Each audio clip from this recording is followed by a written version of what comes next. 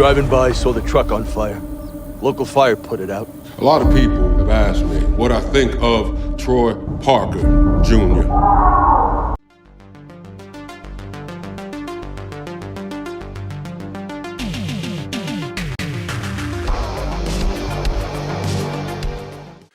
Hi, this is the Professional Amateur Hour coming to you with another review. This week, Leo sent me What Remains. And this 2022 film was directed by Nathan Scoggins and stars Cress Williams, Keelan Lutz, and Anne Hatch, among others, of course. The story of this movie is about this pastor, and his wife dies in a car accident, and the pastor actually forgives the guy who killed his wife. And, he goes to jail because it's manslaughter, right? So then, 5 years later, he gets out and reconnects with the pastor. And he has kind of struggles with that. He's like, I forgave that guy, but, it's really kind of a problem that he's around. And the pastor's son is like really angry that this guy is around as well. In addition, there's another kind of like dead body that shows up in town that might have something to do with it as well. What will happen though? Well, you have to watch the movie and find out. Alright, so let's discuss this movie. Well, the first thing you should probably know is that it is a religious movie. It does follow this pastor, so of course there's some religion involved with it. And like me in particular, I'm not like a particularly religious person. And so some of the things were kind of confusing for me. Like I thought pastors weren't allowed to have wives, but apparently this one does. But so it is pretty religious, and it has kind of those religious themes as well.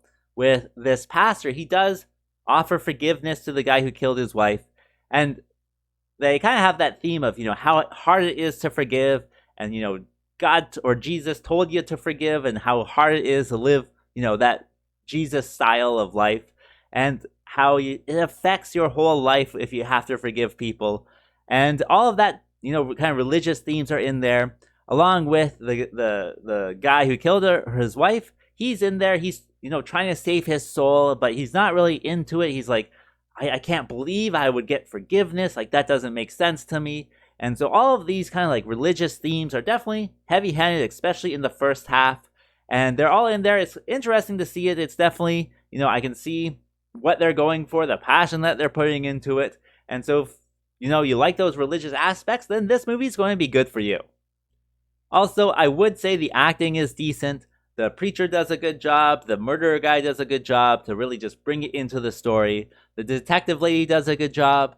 The son character, I think it's kind of how he's written, a little bit over the top. He's overly angry and dramatic, but he is like an 18-year-old kid in this one. So you know how 18-year-old kids are. Sometimes they're their own worst enemy, and they just do things despite themselves. So yeah, all of the acting's decent for sure. Other than that, there is one kind of scene in this one that made me say like, OMG, like I can't believe they did that. And it was just like such a shock to the system that, I don't know, it was very like a visceral kind of watching it there, being like a very religious movie, and then this thing happens. I won't give it away, of course, but it was certainly shocking, and I was actually really surprised that they did it. So, good on them for that. Furthermore, with the editing in this one, it definitely works. The story is not particularly in time order. So as the story unveils itself to you, you kind of figure out what's going on and putting the pieces together. And so, if you're into, critiquing movies and really thinking about movies, fitting these pieces together was definitely satisfying in the end. So that was pretty good for, the viewing experience. And that brings me to what doesn't work with this film.